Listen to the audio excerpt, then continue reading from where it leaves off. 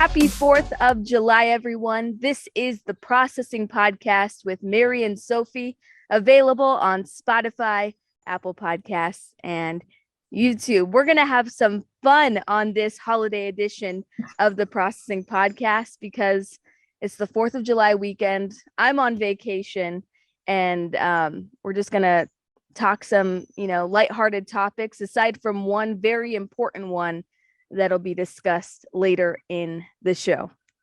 Yes, I have my stripies on for our nation's birthday, Independence Day. And I'm looking forward to this episode. I think it'll be really fun. I mean, we always have fun on our episodes, of course, but I feel like this one feels very like we're on vacation. I mean, you're literally in a forest. It's like woman versus wild. Yeah. But not naked and afraid. Woman versus wild. Yeah, I don't think it's that type of podcast. I'm at my boyfriend's cabin for the weekend with his family. So this is Echo Lake behind me. We're in Mercer, Wisconsin, which is super northern Wisconsin. And uninteresting fact, there's a ton of unincorporated communities in Wisconsin, meaning I don't know what it means, but I think it means there's not a whole lot of like there's not a city council. There's not your traditional components of a city because it's not populated enough. They don't list a population because I think it's primarily the towns where there's so many comers and goers for the seasons and lake life. But anyways, it's gorgeous here. I'm out in the sun. And I'm feeling a little toasty, but if you hear a loud motor behind us, it's probably a boat. Well, I hear a bunch of birds. It feels very like, it could be a Zoom background when you first see you, but the birds just verify that you're actually in the wilderness. I love it. But the way you're describing it makes it sound like a lawless Ozark land. It does feel lawless here. Well, you know what? That just makes for an even more fun holiday, right? Mm-hmm. Exactly right. Well, I mean, just to start right off the top of the show, I got the most terrifying text message from you, Sophie, exactly 2 days ago from today.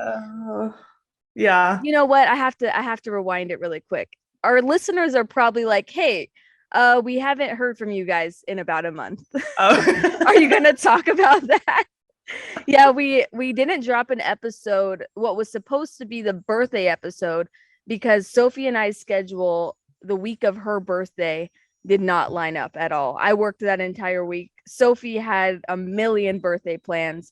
And then after that, I already had my schedule adjusted to record on that Wednesday of the month. So it didn't line up. So here we are recording, also not even on our original recording date. But yeah, I apologize. You make it everyone. work. Yeah, you adapt, you improvise. But I had to me, 25 felt very monumental. So I had to go out with a bang. I kept telling everybody it was like a farewell party to my youth. But that's a little dramatic. I love it. I love being dramatic, though. It's fine.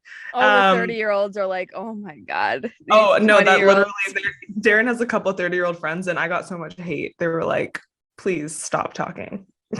Yeah, well, I'm glad that it sounds like it was a great time. I wish I could have been there, but your quarter life crisis looks good on you. It's going well. You know what? I was telling everyone, I think I had my quarter life crisis last year, actually, when we were in a 700 square foot apartment during COVID, just me and Darren together. So I think that was my quarter life crisis. And now I'm thriving, so it's fine. We're all good. And your schedule was just insane. I think you texted me what your schedule was. What was it? 3 days in a row? Like, what was it? 7 a.m. to 8 p.m. or something like that every single day? Yeah, in Minnesota, I mean, every state has a similar format, but for the high school spring postseason before summer hits, that's when all the spring sports are competing in their postseason tournaments. And we just so happened in our area had 2 baseball teams, 3 softball teams all make it to state. So it was chaos, and a lot of those tournaments happen because they happen at the big fields in the state. They happen Mhm. really early, and then you're anchoring at nighttime. So it was a lot. Section tournaments, state tournaments, but it was a lot of fun. But let's bring it back all the way into um, the tragic message that I got from you exactly 2 days ago that could have really changed the summer for how we know it. It's Well, not I'm happening. laughing. I'm laughing because for those of you that haven't picked up on it yet, Mary and I use the word tragic very loosely. Um, so I just want to reassure everyone, like everyone's alive, like there's not like actual tragedies, but Mary Mhm. and I typically like to use the word tragic for things that are just like not planned, not at all what was envisioned. First world problems, minor First world. inconveniences. It but this one I would say is more on the more serious side. It is. It's not, it's more than a minor inconvenience. It definitely was disruptive for sure. So long story short, I wake up, I think it was Thursday morning. No, yeah, Thursday morning. No, Friday morning. And I wake up and I guess I had missed a text from my mom, and all of a sudden Darren is like, why is your mom so like vehemently trying to get a hold of you? And like I was like, I don't know. So I checked my phone and she says, did you see that email from Old Ranch? And Old Ranch is the venue where we're having our engagement party. And I was like, oh no, that can't be good. So Oh I no. read it. I read it, and the event coordinator is saying, hey, I've been out of town for 2 weeks. So I just got this message from my manager, but there was a glitch in our system and we accidentally double booked your party with a wedding happening on Saturday. And so she basically said, the original room that you had booked is now booked for a wedding at the same time. And so your options are to either move to a less favorable room or move your date and time completely, even though we've already sent out the invitations and told everybody to book their flights. And you've booked your flight. My friend Lindsay's booked her flight. Other people have gotten babysitters, which was difficult for whatever reason. I'm not sure why, but it took some people like 3 weeks to find a babysitter for the day. And I almost had a coronary. I was like, okay, no. I was super not rude when I emailed back, but I was to the point and I was blunt. And I said, we need a meeting ASAP and I want your manager on the line. I just went full Karen, that's fine. I think the situation called for a Karen moment. I mean, when a company says, "Oh, sorry, we double booked," that's clearly an error in their situation, in their realm. So I think it warrants a little bit of frustration because there's nothing you could have done to prevent it, and you No, would have done what you could have to prevent that if you knew if it was possible. So I think you had the right to go quote unquote full Karen mode. well, okay, good. I'm glad that was warranted in everybody's eyes. But long story short, I keep saying that, but the story keeps getting longer. It all worked out. Luckily, Darren was able to kind of talk me off the ledge a little bit. He was like, you know what? We've heard from so many people. This is just how weddings and wedding events go. Like things are going to go wrong. He's like, if there's going to be a lightning rod for issues, he's like, I'd rather have it be the engagement party than the wedding. So he's like, we just have to be a little bit flexible. And when we went to go meet with the event coordinator and her manager, they were so apologetic and so accommodating. They gave us they completely waived their service fee and they gave us so much like free stuff just to make up for it. And they did move us to a different room on the same day, which isn't as pretty, but it's still nice. And they're really working very hard to make up for it. And I can feel, I don't know, like, if anybody's ever dealt with an upset or dissatisfied client, it's one of the most stressful things in the world to deal with. And so even though I was the upset client, I felt so bad the whole time for our event coordinator because I could just feel the stress coming from her of like trying to make us happy. And it's not her fault No, specifically. no. Similar to your wedding dress try-on appointment when um the the the place was low staffed because of COVID and Yeah. unexpectedly low staffed. And it's just, you can't be mad. It's the current climate. It's out of everyone's control, but you are still frustrated because you're also worried as your own event planner of other people's schedules. So you guys Yeah. both have a lot of reason to feel the stress because you're not only dealing with yourselves. But Yeah. it's, and it, the additional perks or maybe discount makes up, I'm sure, financially in this time to have it in a slightly different venue. Yeah. And you know what? All in all, when everything's said and done, I am still very happy with Old Ranch, which is where we're having the engagement party. I think that they're very professional. This is obviously something that doesn't happen often because they're just like continually apologizing and offering new things and being like, yeah, let's see what we can do to like get this there and that there. And they're like offering all the decorations that they have on, I think usually you would have to pay for the decorations, but they're like, yeah, use whatever you want to make the room look better. And usually this room's actually more expensive, but we'll give it to you at the same price. And oh my gosh, I almost felt bad because my dad almost like started to milk it like too much. My dad was like, well, I really wanted to get a free round of golf in here. And I'm just like, Dad, God bless him. He's trying to get as much bang for his buck as possible. But I was like, okay, like they feel bad. Okay. Like, let's not take it. But I mean, props to him. He got a free round of golf for him and Darren. So Let's go. Well, that's awesome. That's so funny. I know. He's like, he's just funny. He's like, I just think it's a really great opportunity for me and my son-in-law to bond. And I'm like, okay, well, sure. That's I mean, hey, he's not wrong. it's true. They will be able to. I just felt bad because I know that they were just so stressed. So yeah. And when I got the text, it was more so like, okay, I have to really hope that this will work out. I mean, I wasn't too worried. It would have just been moved. Well, I don't know how clear you made this, but it was the engagement party Saturday. The conversation was for it to be moved to Sunday for it to still be at the prime time, prime location, all that you wanted. Although that would impact everyone's travel plans, etc. So I was just talking to Evan and making sure that we can both still make it work. And of course, with me only traveling to California once in a blue moon, my sister scheduled an event. I don't want to be specific about it, but she scheduled an event specifically because I'm going to be home to celebrate something. And it would have been on that same exact day. So I would have been traveling from the Orange County area all the way to the Inland Empire in Corona. Was it Temecula? yeah.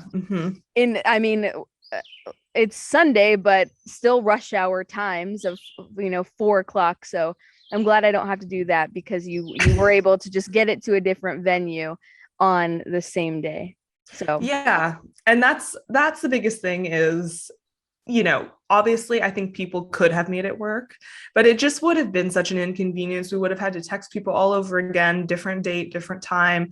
And that was for us at all costs. We wanted to keep it at the same date, at the same time. So we're happy that we were able to do that. The only thing is because the room isn't as just beautiful and open to the outdoors, and like the other room that we had originally booked had like this grand patio that like looked out on the golf course, and we still have a patio, but it's kind of off to the side and it's much smaller, and it's just not as like grand as the other rooms. So now the only thing is we're going to really have to just step up our decorations game a lot. And luckily, I think Old Ranch is saying they're going to, throw in some draping on the ceiling and stuff to make it seem less like a conference room, and more, elegant. Yeah. So that's the only thing now is now the pressure is a little bit on to really step up our decoration game. So if anything, when you're here on Saturday that day before, or Friday that day before, um, might need your help getting some decorations in order. But Absolutely. No, that's a lot of the stuff you have been a little bit more inclusive, so it'll be fun to get creative and do some decor. I do love it. some Well, DIY. it was, yeah, some DIY. It was all in all, it was almost tragic. I should have Almost said that. tragic. It was almost tragic. Everyone listening's probably like, so everything happened still on the same day, other than two steps down the hallway. Okay. The amount of stress involved to in get to this those point in those was few tragic. hours for sure of until they gave you that alternative, or maybe until you came to that conclusion, it was stressful. And I want to say, speaking of my sister, when I was telling her about this, of course, because she was slightly impacted by it, not really, but she was like, well, they always say, as you mentioned, that this stuff happens when you're getting married. They say, oh, everything goes wrong at the times you least expect it, don't anticipate it, don't want it to, blah blah blah. But she said this process for you and Darren to work through it is more more valuable than the wedding day itself and all of that. And I kind of pushed back. I said, well, I mean, it more so affects like me and everyone else traveling, because it's not they live right down the street. uh but then the more I thought about it, I was like, you're right. Like, this process of you guys having to come to the decision to accommodate everyone you love, um all of these moments are really what also grows your relationship, aside from the spending time with everyone the day of all of these events. Yeah, that is definitely true. It's definitely a test of our teamwork. And I think what I learned from this was, you know, to take a step back in these situations. It's not the end of the world. It's inconvenient. It's not what was planned, and it will create some work maybe to accommodate. But all in all, it will work out. And I think that's what Darren is really good at, kind of talking me off the ledge. And because when I first heard the news, we were obviously both upset, but Darren Mm-hmm. is really great at being like, you know what? Maybe this will be better anyway. Maybe they'll really try to accommodate us, and maybe we'll, end up actually getting discounts, and it'll be like a net positive by the end of it.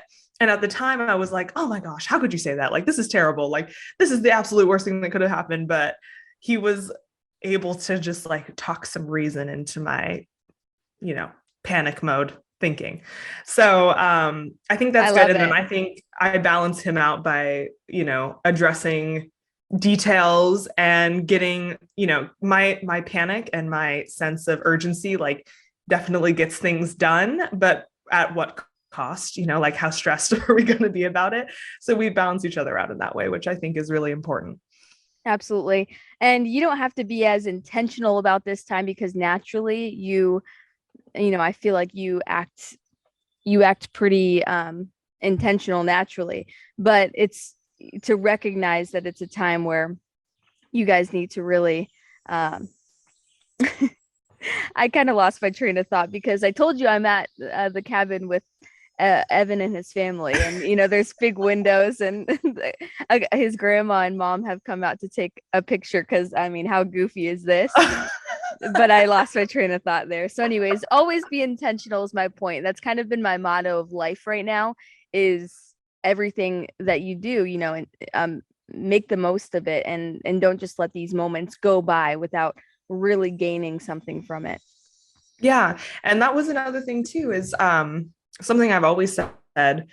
When this happened, Darren was calm about it, but he was like, we need to put our foot down and ask for what we deserve, because this situation is unprofessional, and we deserve, certain amount of We deserve discounts a and round of golf so I yeah. can bond with my soon to be father-in-law. Yeah. But that's the thing is, I'm just before I kidding. met Darren, I was like so non-confrontational. And even if this happened, I would still want to like be nice to people and just be like accommodating. But I think he's taught me to be, stand up for what I deserve. And it's okay to be Karen sometimes when the situation calls for it. So It's that was not, good. I'm not a Karen. I'm just Karen. Get it? Yeah, I can't help it if that's my middle name. I mean, geez, in my blood. Yeah.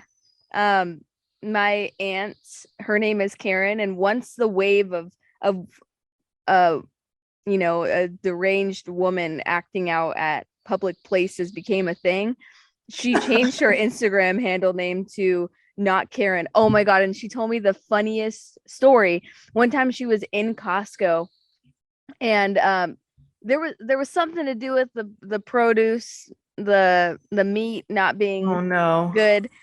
So she talked to one of the employees, and she was frustrated by it. I remember whatever it was a valid reason to be frustrated and express your concern.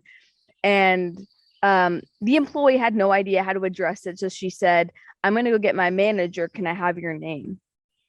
And she literally, I don't remember if she like made up a name or Oh if my she God. under her breath said Karen. Because like you think about it, women named Karen have been really affected by this movement of calling out Yeah. people and labeling them all as one name. So, you know, Yeah. I mean, I was named after my grandma. Luckily, she's the least Karen I've ever met. see, She same does with my not, aunt. yeah, she's not one to kick up a fuss. So that's good. But luckily, too, I think she's in the generation that's not really aware of that movement at the moment. But, it's just funny to me if because I was named after her. So I have to tell people it's my grandmother's name. Okay. Like, Hmm. don't make a big fuss about it. Yeah. Because some people think it's just the funniest thing that my middle name is Karen, but what are you going to do? What are you gonna do? Off topic, but did you get a chance to see Elvis? No, I want to though so bad. Was it good? Oh man, it was great. I would say like the top three reasons why I think it's great is one, the cinematography. Apparently, this director or producer, I forget what it's called, but is known for his visual elements. So how many visual elements we got in the span of 1 minute. I mean, I'm in kind of the TV space in terms of editing and editing together stories and video. And you always want to implement as many visual components as you can, but at the same time, you don't want to overload the audience. You also need everything to be intentional and make sense. Mm-hmm. So I can really appreciate when in the span of 30 seconds you get 50 different angles and to really set the scene. So, anyways, I appreciated that. I thought Austin Butler, the main actor, I thought he was really perfect for the role. Oh, good. He had a great voice. He had a great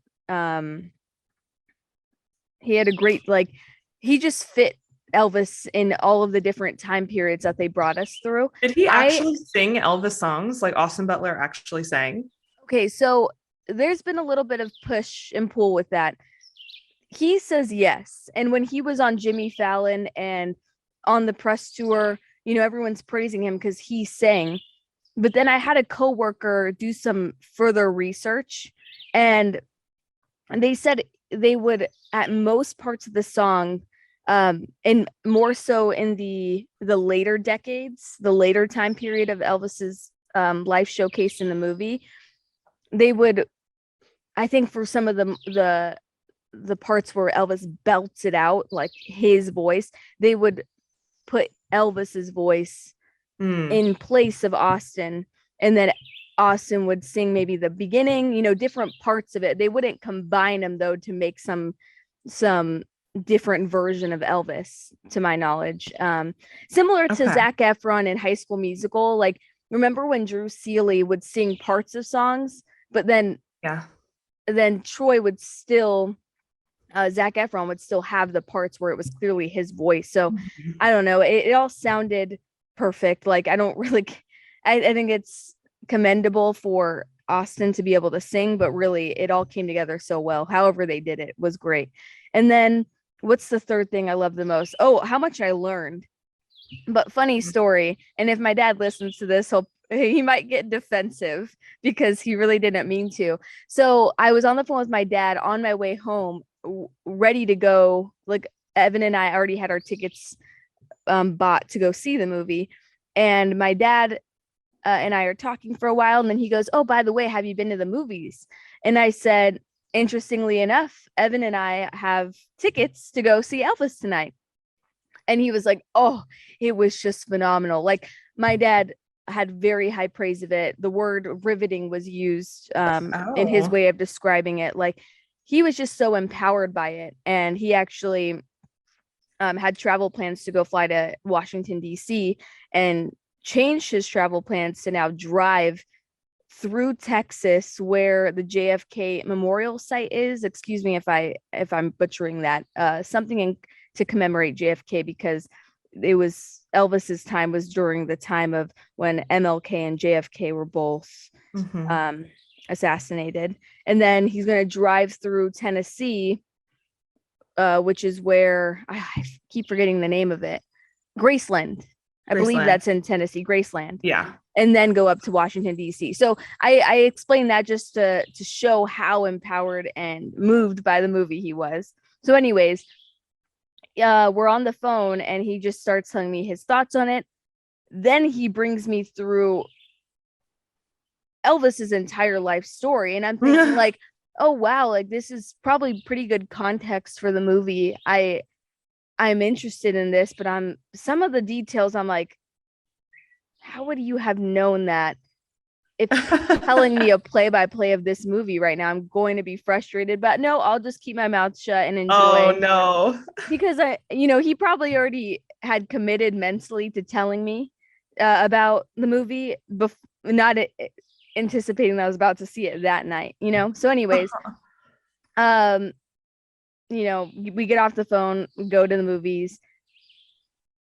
Literally every 5 minutes, I'm like, I was already told this on the phone because my dad told me. Oh my God. And then another 5 minutes would go by, and then the big moments happened that were like really significant in Elvis's life that they showcased that I would have never known aside from this movie and my dad telling me. So I'm looking over. Oh my God. Speaking at Evan, I was like, my dad literally told me everything that's happened. Oh my God. So of course, it's all in good fun. I don't mind. I would have probably been a little bit more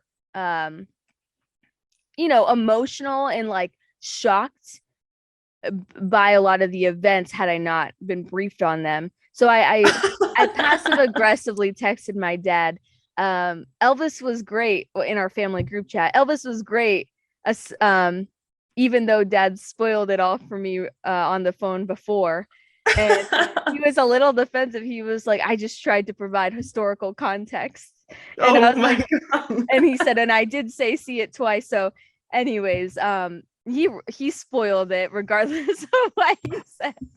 But again, you can't really say someone spoils a movie that's based on mostly true events that have already happened, Yeah, so. But if you said like there are things, little known facts that you learn in the movie, then you want to learn it from the movie. Darren is so big on no spoilers. So my dad is any Marvel like guy, I feel like is big on that because they have so many shows and movies that can't be spoiled for them. Yeah. Like Evan will stay off of social media for a week if he can't watch something in time. So anyways. Yep. I know. Sense. And my dad is like the same way actually. And he gets like really excited about certain shows or movies. And then he tells us, you guys should watch it. This happens and this happens. And then this happens. And so he'll do it, but he can't. Well, and then Darren is like, wow, I feel like I don't even need to watch it now. He just walked me through it. Yeah. Like I said, I was really hopeful. It was like a 50-minute conversation. And I kept thinking like, man, these are like very impactful moments. I can't imagine they're not going to walk us through. But my dad would also give such a detail that was clearly like show business way of telling the story. So, oh, it was just unreal. But the last thing on Elvis, if you have nothing else, it's a nearly 3-hour movie. So don't Really? go after a long work day. Don't go at 10 o'clock at night. Go when you are physically, emotionally, and mentally ready for a 3-hour movie. There's a lot of long movies that, I've seen. This one was different. This one was like, oh, like I needed to not have just got off of an 8-hour work shift before Oh, coming yeah. here. Oh, yeah. That doesn't sound like when I'm done with work, I just want to like veg and watch something easy that doesn't require a lot of like work and emotional effort. So that's good to know. I did not know that it was 3 hours. That's very long. Mm-hmm. That's Yeah. that's that's like Lord of the Rings, The Hobbit. Like that's another level. I think it's exactly 240, but it feels like 3.5 hours. And it It was so feels great. It wasn't like it was dragging on at all, but it's a long movie. Oh man. Well, good to know. And I am encouraged by your review. I wanted to see it and I still do. But I was a little wary of Austin Butler just because he's so Disney Channel to me. I don't know if Um, I mentioned that, but when I brought up us Austin Butler and how great his performance was, I was more so from my perspective talking about it was so easy to disassociate him from being Vanessa Hudgens' boyfriend, from Carrie Diaries, from whatever else he's been in. Like he was so different. You don't you don't oh you don't good. connect the two at all. I was worried about that. My dad hadn't known of Austin Butler before. I knew of Austin Butler and he's a teenage heartthrob. So Yep. I was like, it's gonna feel a little cheesy maybe, but no, not Okay, at all. good. And Yeah. good for him to be able to, be so dynamic and create a whole new character for himself because he did kind of always play that same teenage blonde heartthrob character and everything else. And when it comes to Elvis, if there's one artist, if there's one like historical figure that has uh had like an everlasting career, it's Elvis because of how many impersonators there are, how many Elvis attractions there are. So Yeah. for him to get the praise he's getting, I think says a lot in my eyes because the people on the YouTube comments, the people on social media, I imagine a handful of those, a decent amount are, you know, major fans of Elvis because, I have coworkers that are and have spoken to how great it is. But also think of the people that have dedicated their lives to impersonating Elvis and living him, breathing him, and being the most believable version of themselves in, That's a in good the way of point. Elvis. So I also think about how many people on this planet think that they could have played a better Elvis and couldn't have, but I can see why you can believe that if your life has been dedicated to that. Yeah. But if he's still getting very high praise, considering how people really take in Elvis as their own because of his significance, it's impressive.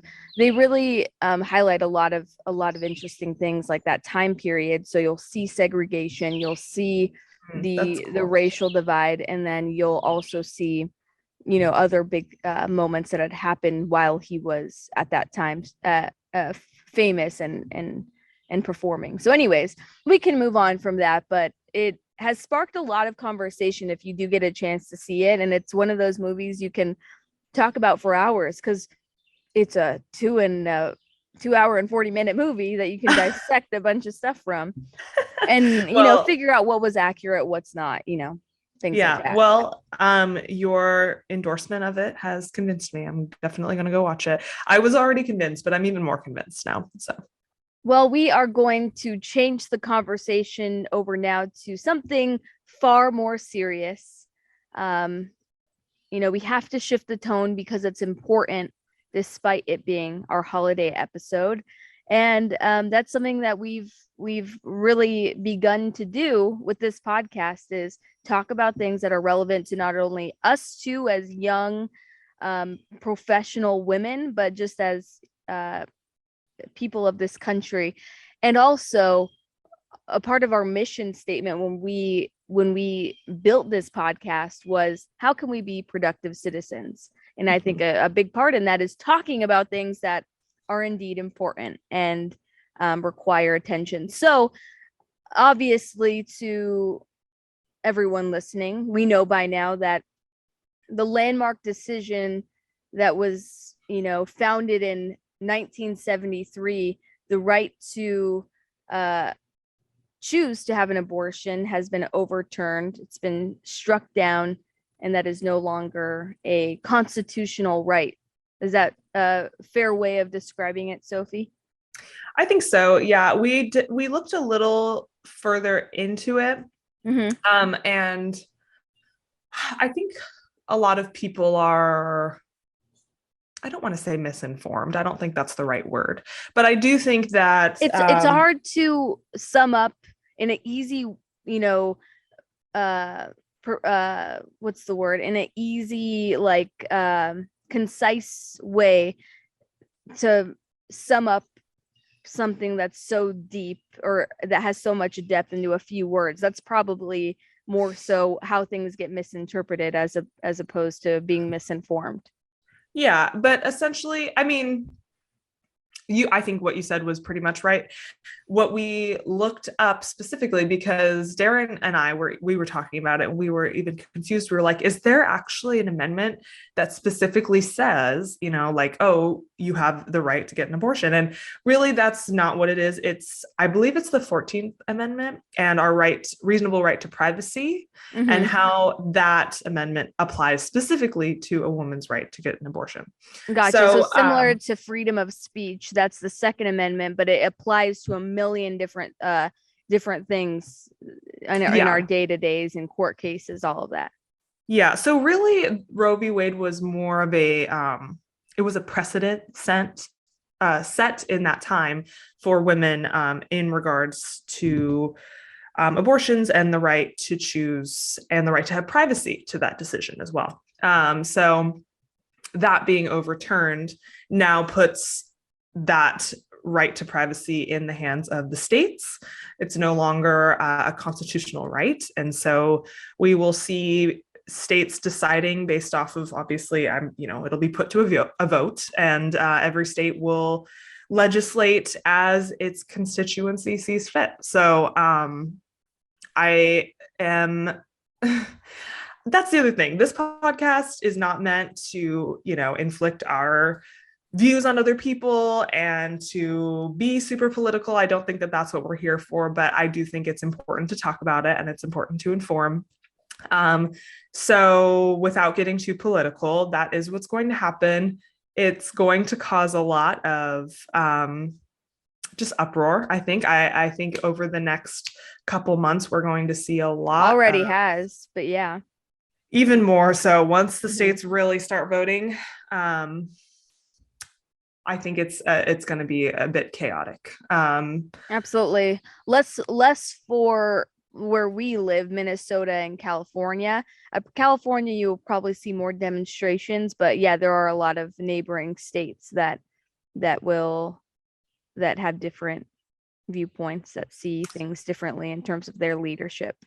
Yeah, and again, not getting too political, I think that what I've kind of learned from all this, because I've spoken to a lot of different people about this issue. I've spoken to people who are very much on the right, people who are very much on the left, people who are in the middle, men, women, everybody. I think what everybody, though, can agree on, which I think is saying something because this is such a controversial issue.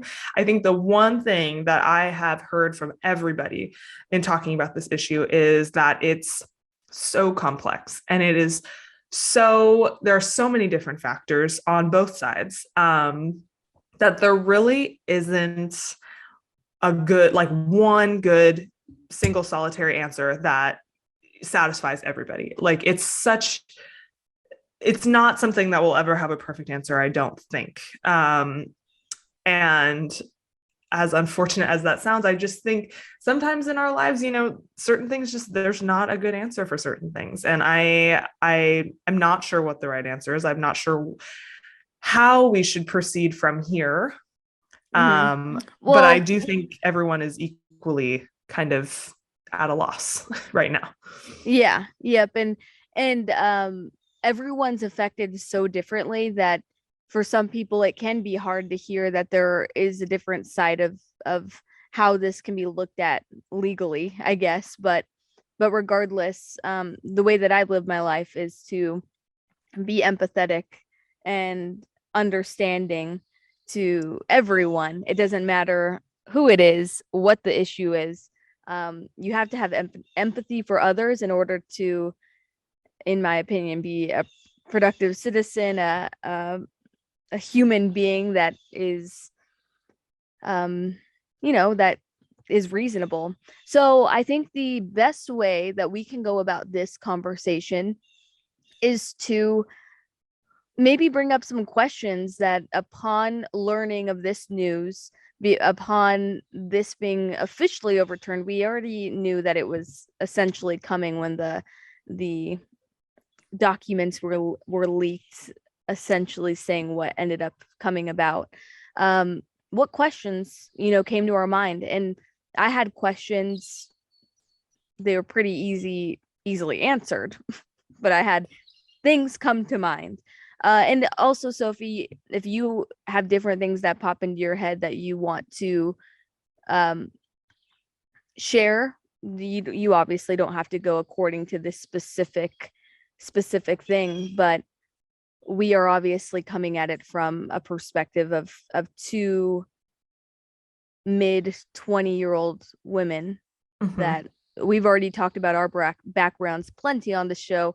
We talked plenty about where we are currently at in our lives. So none of it should come to too big of a surprise. It's impossible for us to understand every perspective and to speak on behalf of every perspective. We're all different humans, but this podcast isn't going to change anything in particular. So Yeah.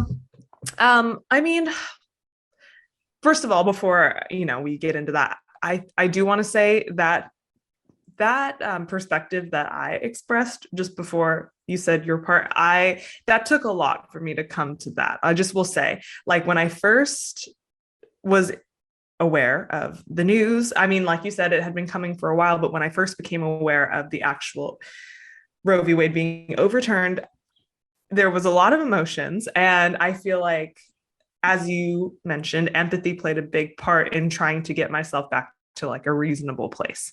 You know what I mean? So that perspective that I expressed initially is something that took a lot of work and empathy, and I didn't just happen to arrive there very easily. It's something that requires empathy on both sides and understanding on both sides. And I think that absolutely, is it's hard to have something. those conversations when you feel strongly about one way. So that Exactly. And that's that fair. I That's do think, I wish there was more of that, in our country, especially now. I think it's something that's really missing. mhm. Empathy and open-mindedness. I think we could use a healthy dose of that Mhm. here, but unfortunately, times are going to be as they are. But Mhm. questions for me that arose initially, a lot of it was diving into it and learning, like, what does this mean? What did it originally mean? How does this affect, day-to-day lives, like realistically? How will this impact women moving forward, and even men? And a lot of those were answered. We did look into what the constitutional right protected, which was the right to privacy. We looked at how the states were going to proceed from here on out, and learned that every state was going to vote on it individually. So those were kind of the big ones for me. I mean, what were the big ones for you? Um, three major things came to mind. One, and this is a tad bit personal, but One was, okay, then, sarcastically, of course, asking myself, okay, then if the right to an abortion is no longer a right, and in fact illegal to where you can be charged with murder, what does this mean for birth control? Because as far as I am aware, and I have done extensive research, I've had countless expensive conversations with my OBGYN, what birth control options are available, what contraception is available that won't impact me significantly, to a level to where I don't recognize myself. My sister had a form of birth control that she realized 2 years later she was depressed. I hear that so often.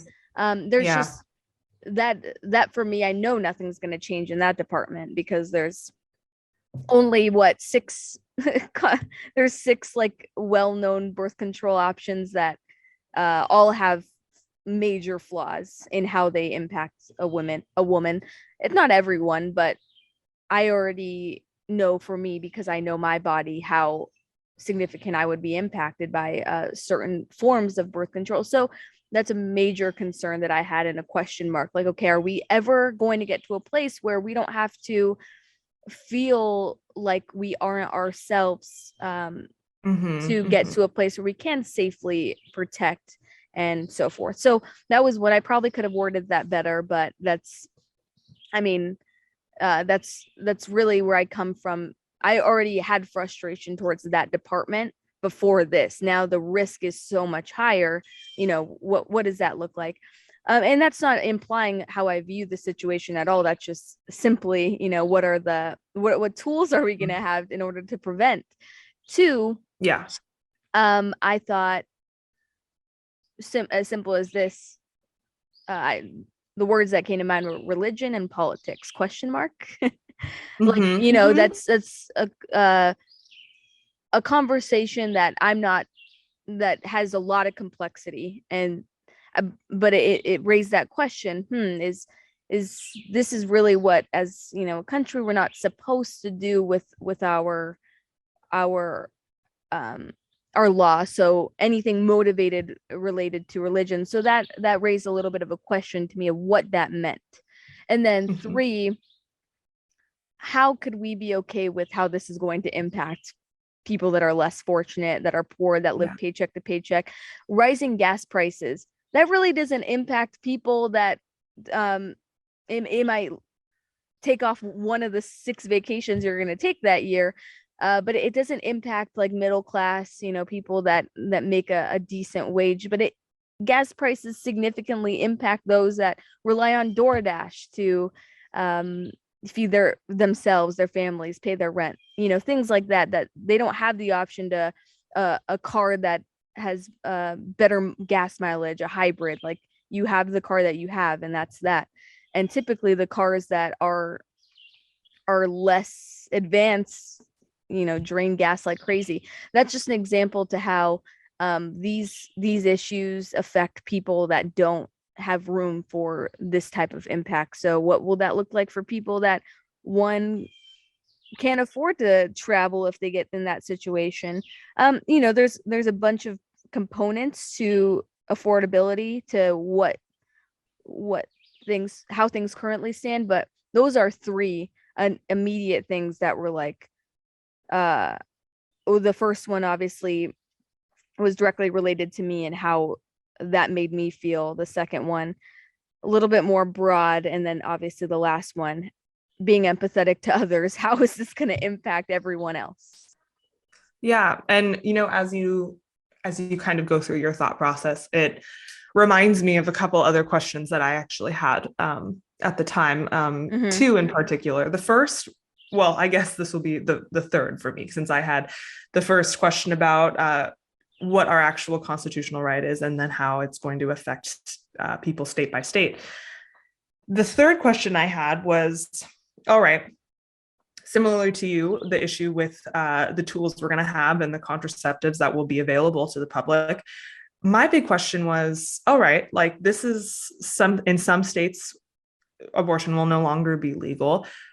That's just going to happen. That's just a reality. And if that is the case in those states, what is going to be done about sex education as well? When I Mm-hmm. was watching Teen Mom and like 16 and Pregnant, a lot of the girls that were on that show, they were interviewed and they said, I was never really taught, like we were taught the bare minimum of what it takes to make a baby, what my sexual health looks like, what my own anatomy looks like, what a man's anatomy looks like. It was very like high level, bare minimum, like actual education about preventing pregnancy was so minimal. It was kind of like, just don't talk about it and hopefully nothing happens. Mm-hmm. To me, I don't think that's the answer. I think knowledge is power.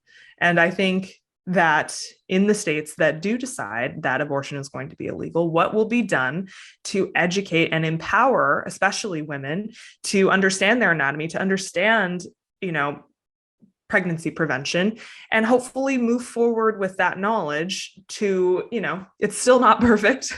It's Mm-hmm. still not a perfect answer, but at least, that's something. And I would hope that that responsibility and that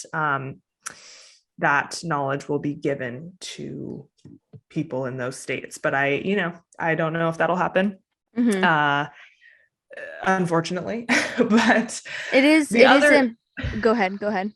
okay, I was going to say the last question I had though, is once I started really thinking about it, I guess it's less of a question and more of just like a realization. The problem with this that I also find is it's will disproportionately affect women versus men. It's a woman's issue. And that to me is where the problem really lies is, it takes two people to create a child, as we know. But really only one person is deeply affected by the existence of that child.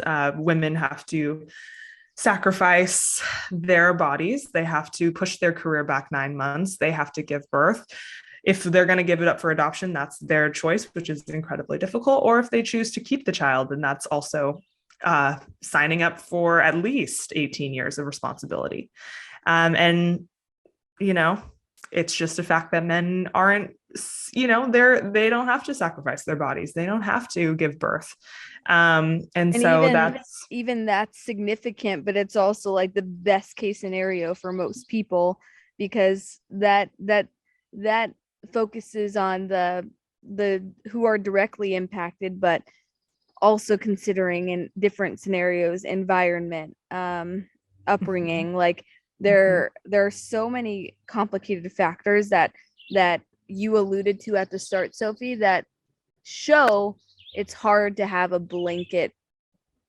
blanket view on it and have a blanket rule for everyone to follow because of how differently it impacts everyone. So I think the way that I am going about this conversation in my own life is just to stay educated, to make sure I have my bases covered and know Mhm. what I need to do, um, and and I guess, continue to have a listening ear, because people raise, as you've experienced, Sophie, people raise concerns that aren't going to directly align with you. And though those may be valid concerns related to the issue, they don't negate the other issues that other Yeah. people have. So yeah, I think one, for me, being educated to make sure I have my bases covered, and then two, to also listen and hear different perspectives, because I don't want to be um it's very healing for me to be able to understand the other perspective. And when these drafts got leaked, weeks and weeks ago, all I was doing was looking at the perspective and trying to research from the other side. And I really struggled Yeah. Yeah. to agree, but it was helpful, because if you can see where someone else is coming from, it doesn't feel maybe as evil as it might feel. And evil Yeah. might not be the right word in, different scenarios. So just to understand other people's perspective emotionally for me is the most comforting. Yeah, I would definitely. If you don't get why things are happening, it's just like, how can everyone feel this way when it's just, it's pretty crazy. Yeah, But I yeah. totally agree. I think understanding, intentions are huge. Like understanding what the intention of the other side is, I think is where connections can kind of be made, whether or not you have those same intentions in your own heart. I think it humanizes people. It humanizes the other side that, okay, they're trying Absolutely. to, yeah, they're trying to, work towards XYZ mission.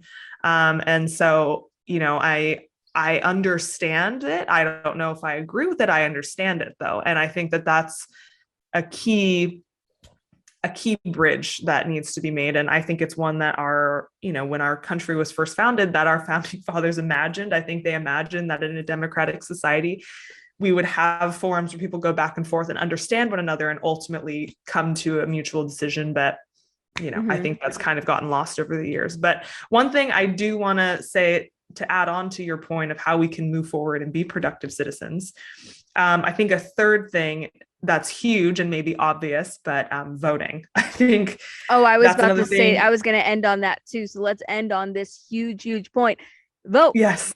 You Yeah. you have a say at Mm-hmm. some level. Mm-hmm. Yep. November. Yep. Voting is huge. And, our generation Locally. specifically doesn't have the best track record. So Nope. We got to step it that up. actually, that gives me hope that this will, inspire our generation to start voting and having a say on the issues that really, really matter to us. Local issues, state issues, federal, like we can vote on all of those things. So definitely educate yourself. And luckily, being in the news world, I'm well aware of when those opportunities come available, when it's time to vote, when polls are open. So educate yourself and vote. Yes, Yeah. 100% agree. Well, I unfortunately have to cut the conversation short because not only is my computer dying from being out in the wilderness, but it's my last day of vacation. So Yes, I'm go sure everyone enjoy. wants to enjoy their day. Thank you for spending part of the day with us, and thanks for listening to a difficult conversation, but a valuable one. And I think Sophie and I could have talked for 2, 3, 4 hours on that topic, but that was a good way to kind of touch on it and just people to learn where our perspectives are at in that conversation. And it's been an awesome episode, and that lake is calling me right behind me. Yeah, go jump in it. Happy 4th, everyone. Stay Happy safe. 4th. Stay safe. See you guys next time.